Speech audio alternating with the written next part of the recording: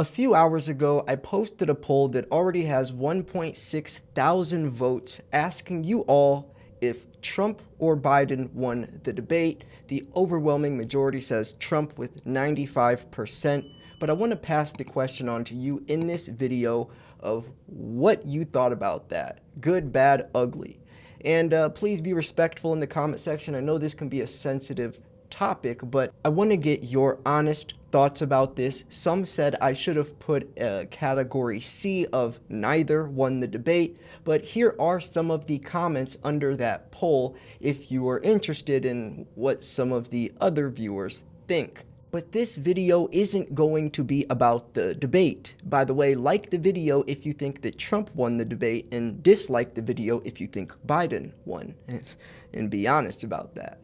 This video is going to be talking about an article that came out today titled, UBS says silver prices should rise once Fed begins cutting rates. And this is a reoccurring theme. I actually mentioned this last week on how if a naysayer truly thinks that silver won't do anything ever or for the foreseeable future, that means that they think the dollar is going to hold its strength and going to survive, which we know is inevitably going to collapse. The dollar cannot survive forever. Every fiat-based system lasts around a century. It's designed to fail. We are getting ourselves out of debt by replacing it with more debt. That's like trying to pay off a credit card with another credit card. It's caught up. Russia cut ties completely with the dollar. We have the BRICS meeting in October. I'm sure many other countries are lined up too. We are in a situation where the dollar is going to fail. And we know there's a direct negative correlation between the dollar and silver and gold. So if the dollar is stronger, silver falls, vice versa. If the dollar falls, silver's stronger. We know the dollar is inevitably going to fail, so what does that mean? I mean, it's as simple as that. So any naysayer thinking that silver will never do anything above 30, that means that they have to admit they think the dollar is going to strengthen and hold its value for the foreseeable future, which they obviously don't think. At least if they're thinking rationally, which some people don't. But anyways, let's jump into this article, which is mentioning UBS's thoughts on silver prices rising once Fed begins cutting rates. So silver prices have struggled due to a stronger US dollar and speculative traders reducing their net long positions in the futures market. And here we go. This just validates my point. Do you really think the dollar is going to continue to be strong, maybe for a couple weeks or a couple months, but do you really think in the next several years that's going to persist? No. Even by next year, I don't even see how it could. So to genuinely think that in 3, 4, 5, 6, 7, 8, 9, 10, 20 years that silver is not going to be extremely valued, especially just a measly $30 mark, is silly. So we know for a fact silver will be much more valuable, not just value as it's useful, which is a very relevant point to be investing into it, but also just the dollar itself. Not even talking about the supply deficits, which, by the way, miningmx.com posted this 3 days ago. Global miners facing 80% haircut 2023 to 24. Net profits earned by the world's 40 biggest miners plunged by 44% in 2023 compared with 2022 and are expected to drop another 36% in 2024. So do you think that that is going to just magically start getting better? No. I mean, you have to learn how to think realistically, especially when there's so much obvious data showing proof of what's unfolding right before our eyes. So anyways, let's continue on. At the moment, speculative accounts hold net long positions of nearly 260 million ounces of silver, which is high by historical standards. If the US dollar remains strong and net positions continue to be reduced, silver prices could drop further to around $27.50 an ounce, or even $26.10, or that's in the near term at least. UBS strategist said in a note, considering silver's recent price volatility of over 30%, such declines are not uncommon. Quote, most importantly, we do expect silver prices to rebound quickly from any pullback over the next 6 to 12 months. UBS strategists said in a note. Primarily, UBS strategists expect strong industrial demand for silver from photovoltaic sector. Moreover, mine output is expected to contract marginally again in 2024 for the second consecutive year. And we saw that that's actually, it's not just a small amount. We're talking about massive losses with skyrocketing demand. Some are saying up to 1.4 billion ounces this year in annual demand, with mine production around 850 million ounces on a good year and several hundred million ounces in the red, which, by the way, we've already had over 500 million ounces in the red only in the last 3 years alone. So put 2 and 2 together. A plus B equals C. 1 plus 1 doesn't equal 3. Some people think that 1 times 1 equals 2, but I'm not going to go there. So for silver prices to rise, both U.S. interest rates and the U.S. dollar need to fall in the second half of the year. UBS's base case scenario, I think they meant to say best case, or maybe they meant to say base case scenario, is that the Federal Reserve will cut rates twice this year, starting in September, which should strengthen expectations for further rate cuts in 2025. So this should finally bring a turnaround in ETF positions, which are already showing signs of stabilization. UBS strategists wrote, quote, "For investors who are less bullish on silver, we recommend selling downside risks in silver from 2610 over the next 3 months." Now, let's think about what the next 3 months have in store for us. Well, we already know that we have the huge BRICS meeting in October, and this is not even just the next 3 months. Let's just push till the end of the year, because that's where the meat and potatoes are, right? We have the BRICS meeting in October. Then we have the November election. We also have the second debate between Trump and Biden. I think it's September 10th, which they're doing as well. So there's just a lot of stuff. And plus, there's many other smaller instances and situations happening before then, and all the unknown variables, like if maybe someone does replace Biden. Regardless, though, we know all these situations cause economic uncertainty, and everyone is very valid to feel uncertain right now. And this is only going to push people towards safe havens. So even if silver's still sitting around $30 in the next couple of months, that doesn't mean that silver's not a bad investment or that it's doing nothing, because we have a lot of steam building up behind it. It's like a volcano. I always compared them to 2 volcanoes, gold and silver. Gold's volcano already erupted, broke past all-time highs above $2,000. Silver's volcano didn't erupt yet, but silver always does follow gold. It just lags sometimes. We can get into the nitty-gritty all you want, but here's another article that came out 4 days ago titled "Secrets of the Silver Chart Revealed." So this kind of goes hand in hand, since they also mentioned mid-November 24 to mid-January 25. So I set this video up as such. So the silver chart has many secrets, one of them being the insights that can be derived from the timeline.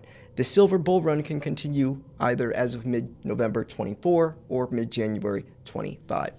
Silver nearly touched our $34.70 an ounce price target. Silver chart analysis reveals November 24 and January 25 as decisive dates for a bull run continuation. However, the silver market is complex and often characterized by restless volatility, making it a challenging asset to analyze. Tell me about it. The silver rabbit hole runs very deep. In this article, we delve into an in-depth analysis of silver, focusing on both price and timeline aspects of its chart. We apply our proprietary methodology that combines technical analysis and the Fibonacci principles applied to both price levels and time frames. So we're not going to go into the nitty-gritty, but we're going to highlight the main things about this. So silver's a complex market.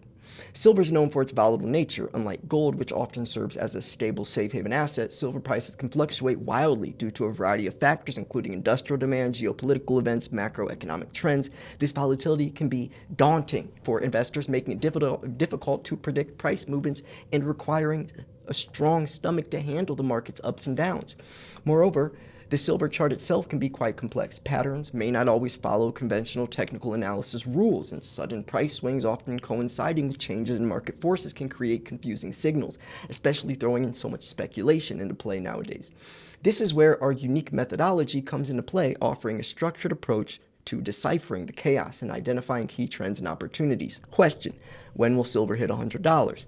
While eventually silver may move much higher, the question is when exactly. We don't rely simply on price analysis like this simplified silver post on X. We take price and time into account for richer insights, which I do like, and I also hope that they note that it's a lot more than just looking at numbers on a screen. It should be a plethora of things, from the unknown variables, right, from things like the election and incorporating geopolitical events, which a lot of these articles don't even mention the BRICS, let alone even know about the BRICS or what's happening with that. There's so many different things affecting the price of silver, pushing and pulling it this way and that way. But like I mentioned in the introduction, there's one inevitable downfall, which is the dollar, which is the strongest, that has the strongest effect on silver's price. So yeah, understanding these factors help us appreciate why $28.88 an ounce is such a pivotal threshold for silver. It's not just a random number, but a convergence of key technical indicators that signify major potential turning point in the market. So they have a timeline analysis, which is coinciding with what I was mentioning earlier. We have the Fibonacci numbers are used to predict future events in a financial market. In this case, we use certain percentages from the W pattern to estimate the duration of the ongoing consolidation. Key consolidation period, they're mentioning date in November 2024. Of course, we know what that date is. Around this time, silver could start its next bullish phase, potentially reaching 50. I'm not saying that will happen, but they're just saying that could happen if it starts its next bullish phase. And there's two ways to read stuff, right? Some people would read this and say they're thinking that silver could potentially reach 50. That's so stupid. Why would they say that?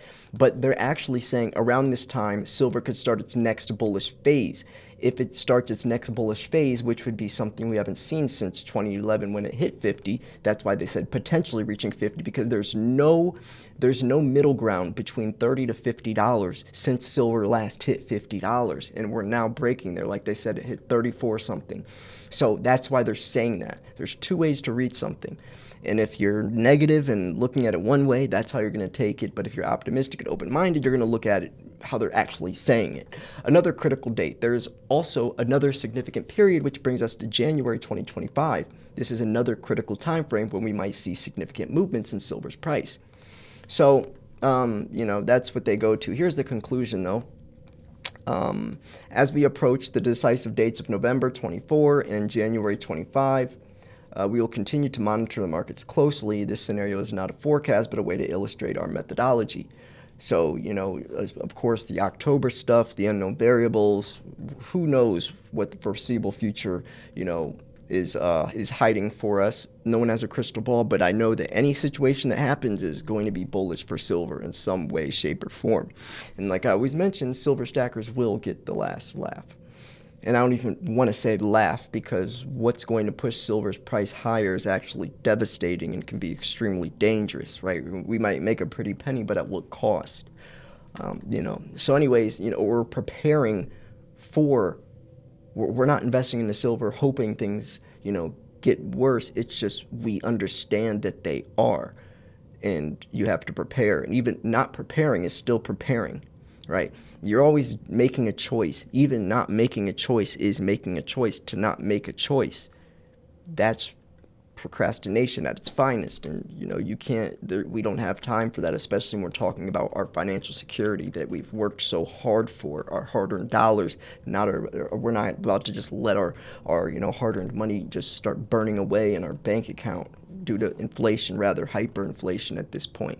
So anyways, I'm going to wrap this video up here. I wanted to throw in an actual video. I've been doing a lot of backdating of the podcast between Andy Schechtman and I. I think I officially want to call the podcast Let's Talk Silver. It was just the Silver Stacking Podcast, but, I thought it would be cool to have it main, but I think it's a little more unique to have something like Let's Talk Silver, because that's what we do. I mean, there's a lot more to it, but I just think that has a ring to it. We've had 33 episodes recorded so far. I went through and I handpicked all the most important topics that Andy and I have discussed, and I've been making compilation highlight videos. Like, I'll take like maybe 5 or 6 10-minute segments that we mention or we talk about, and I'll put them in an hour-long video so you guys can watch, because I'm sure unless you've religiously watched every hour-long episode since 2022, you've probably missed a lot of stuff that Andy has said. So these compilation videos are great for you to go through and see some of the older stuff that Andy has also mentioned that you've probably missed. So anyways, yeah, go check those out. Remember, if you want to purchase silver, hit me up, slayer@milesfranklin.com, or you can call me 330-485-6172. Some people think I won't answer the phone or that I don't answer the phone or whatever. I try to answer as it's ringing to everyone, and if I don't answer it right away, then I try to call back as soon as possible. And leave a voicemail if you call. It just helps keep track. And, so I make sure, I stay on top of things, but I try to regardless. It's always better to leave a voicemail, though. So anyways, yeah, I'm going to wrap this video up here. Hope you enjoyed this. Remember, like the video if you think Trump won the debate. Dislike the video if you think Biden won. Actually, don't dislike the video, but just let me know in the comment section your thoughts. And I would love to hear them. I'm sure a lot of other people would love to hear your reasons on why you think Biden won. Or if you think neither did, you could also let us know. I'm sure a lot of you think that as well. Anyways, I'm going to wrap this video up here. Thank you so much for tuning in. This was Silver Slayer. I will see you guys tomorrow morning or later in the evening. Peace.